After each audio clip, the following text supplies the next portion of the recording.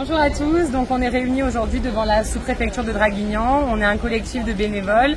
On s'est fait suspendre par la SPA de Flyosque pour protester contre l'euthanasie de ce chien, Smoke.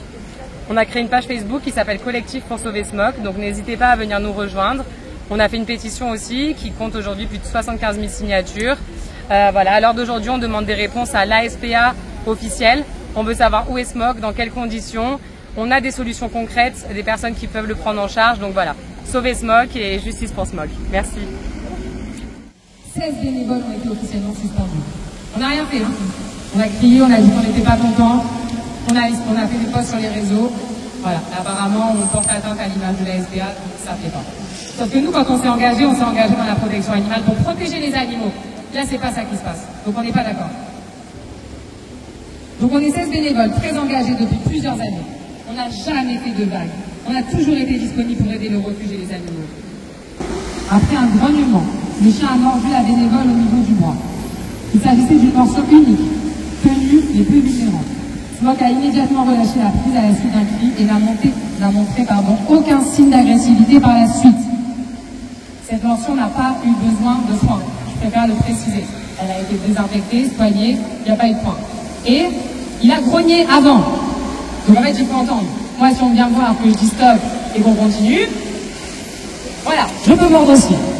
Il est important de noter que ses précédentes réactions s'étaient toujours limitées à des menaces et que malgré sa sensibilité aux manipulations, il présente généralement de bons autocontrôles. Alors, c'est pas évident pour un chien, croyez-moi. Un chien qui vit dans une ambiance comme le refuge, un chien qui a son passé, c'est très compliqué de s'autocontrôler.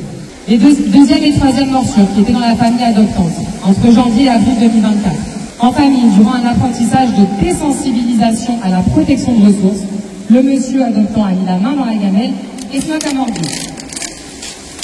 En famille, encore une fois, dans un contexte inhabituel à la tombée de la nuit, Smoke a présenté un comportement avec un regard vide et une attitude anormale. Sans signe avant-coureur, il a mordu la dame.